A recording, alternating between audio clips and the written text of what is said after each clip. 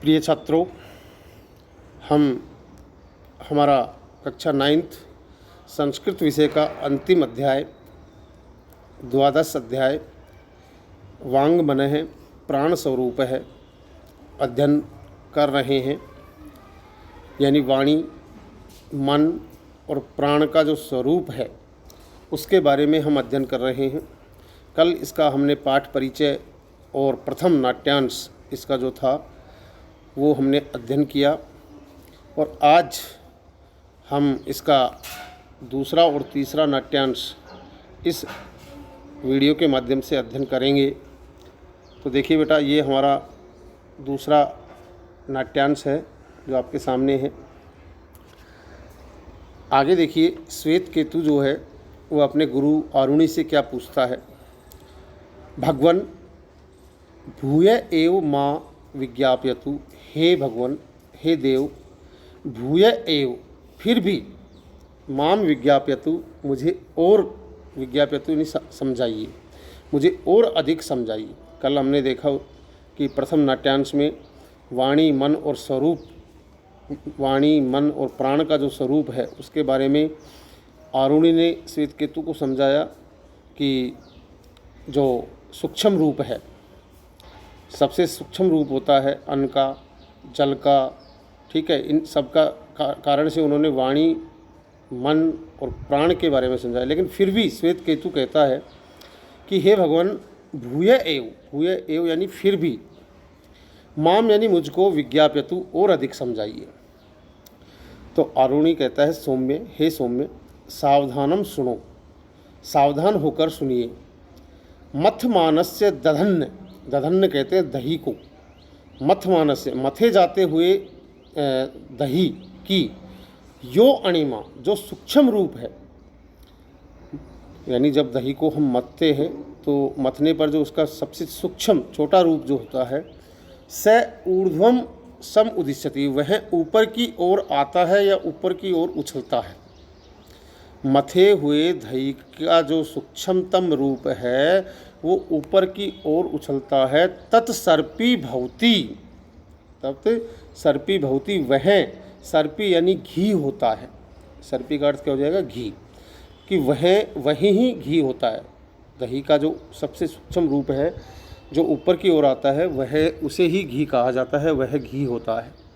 श्वेत केतु कहता है, भगवान भवता घृत उत्पत्ति रहस्यम व्याख्यातम, कि हे देव, भवता आपके द्वारा घृत उत्पत्ति रहस्यम अर्थात घी के उद्गम के रहस्य की व्याख्यातम यानी व्याख्या की गई है। आपके द्वारा जो है घी जो है उसके उत्पत्ति का जो रहस्य है उसके बारे में व्याख्या की गई है।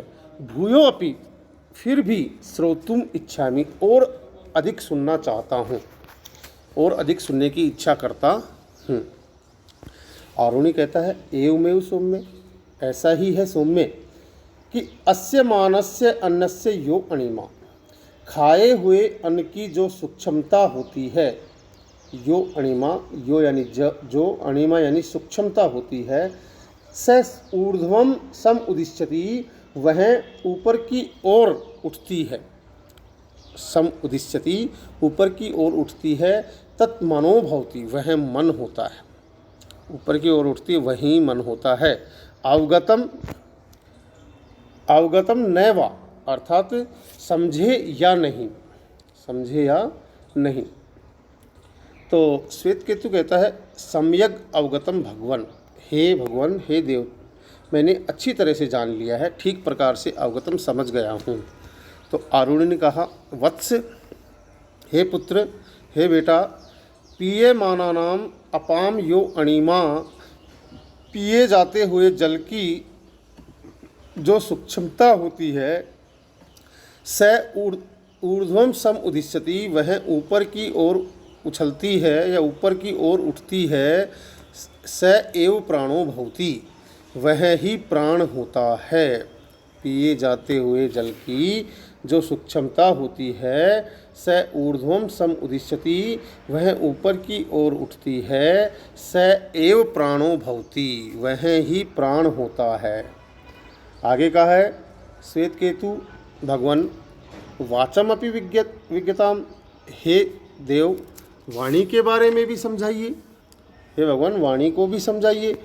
तो सौम्य अरुणी कहता है, हे सौम्य, असमानस्य तेजो यो अणिमा, असमानस्य अर्थात खाए जाते हुए अन्न के तेज का, खाए जाते हुए अन्न का जो तेज है उसकी जो सूक्ष्मता होती है, उसकी जो यो अणिमा जो सूक्ष्मता होती है, सैस ऊर्ध्वम सम उदिश्यति, वह ऊपर की ओर उठती है, सा खलु वागह भवति वत्स, हे पुत्र वह निश्चित रूप से, खलु निश्चय ही या निश्चित रूप से, वागह भवति अर्थात वाणी होती है। उपदेशा अंते, और उपदेश के अंत में, भूयो अपि और भी, भूयो अपि और भी, त्वम विज्ञापितुम इच्छामि, तुम्हें विस्तार से समझाना चाहता हूँ, सही प्रकार से समझाना चाहता हूँ।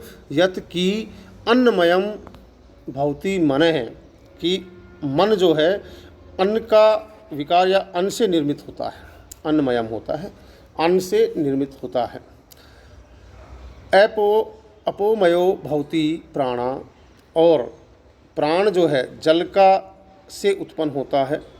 और तेजोमयी च भवति वागमिति, और तेज जो होता है, जैसा अनाज व्यक्ति खाता है उसका जैसा तेज है, तेज के समान होती है वाणी।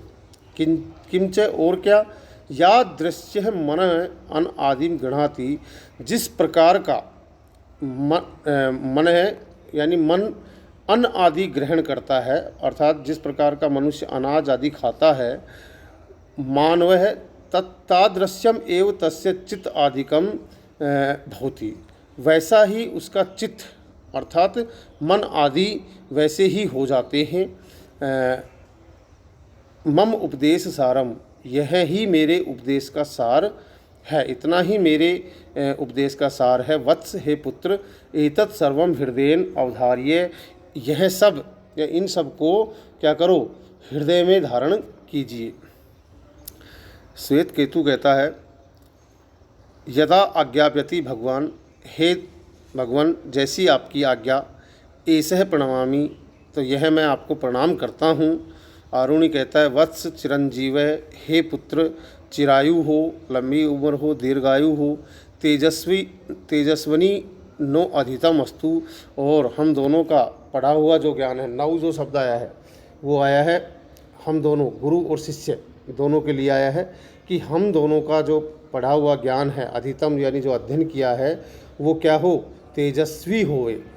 ओम सहनावतु सहनो भुनक्तु सह वीर्यं करवावहे, तेजस्विनावधीतम अस्तु माम विद्विषावहे।